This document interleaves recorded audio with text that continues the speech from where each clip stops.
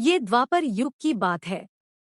कौरव और पांडवों में हमेशा अनबन रही थी और पांडव धर्म पर चलने और कौरवों का अधर्म मार्ग अपनाने के कारण एक दूसरे को पसंद नहीं करते थे। कौरव हमेशा ही पांडवों को मारने की युक्ति ही सोचते रहते थे।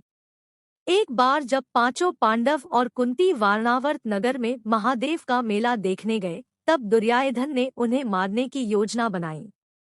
उसने पांडवों के विश्राम के लिए एक लाक्षागृह यानी लाख के महल का निर्माण करवाया और अपनी कुटिल चाल चलते हुए उनको उसमें रुकने के लिए मना लिया। लाख ऐसी चीज है जो जल्द आग पकड़ लेती है।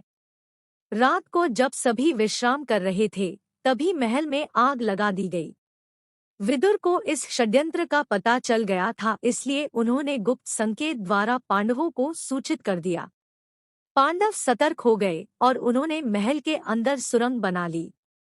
जब तक आग भयंकर रूप धारण करती उससे पहले ही वे सभी उस सुरंग के रास्ते सुरक्षित बाहर निकल गए। वहां से निकलकर वे सभी जंगल में पहुंचे और रात गुजारने के लिए एक जगह रुक गए। भीम ने कहा कि आप सभी सो जाइए, मैं यहाँ पर पहरा देता हूँ। उसी जंगल में एक हिडिंब नाम का राक्षस अपनी बहन हिडिंबा के साथ रहता था। वह इंसानों को खाकर अपनी भूख मिटाता था।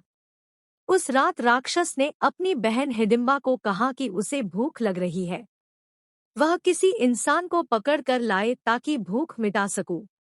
भाई की बात सुनकर हिडिंबा जंगल में इधर उधर घूमकर किसी मनुष्य को ढूंढने लगी। तभी उसकी नजर भीम पर पड़ी और वह भीम पर मोहित हो गई।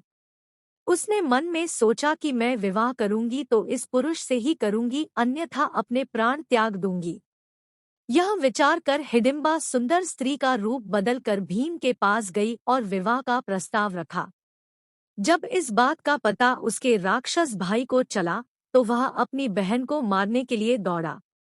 यह देखकर भीम ने हिडिंब को रोका और दोनों में जोरदार लड़ाई हुई, जिसमें हिडिंब मारा गया।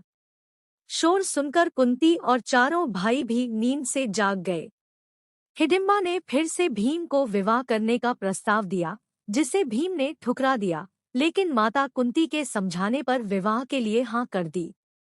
भीम और हिडिंबा का विवाह गंधर्व रीति से जंगल में संपन्न हुआ और कुछ समय बाद उनके घर एक पुत्र का जन्म हुआ। उसका नाम घटोत्कच रखा गया। इसी घटोत्कच के कारण अर्जुन जीवित रह सका, क्योंकि महाभारत के युद्ध में कर्ण ने अमोघ शक्ति बाण चलाकर घटोत्कच को मारा था। ये बाण उसने अर्जुन के लिए बचा कर रखा था, लेकिन घटोत्कच द्वारा भारी नुकसान पहुंचाने के कारण ये बाण उस पर छोड़ना पड़ा और अर्जुन के प्राण बच गए।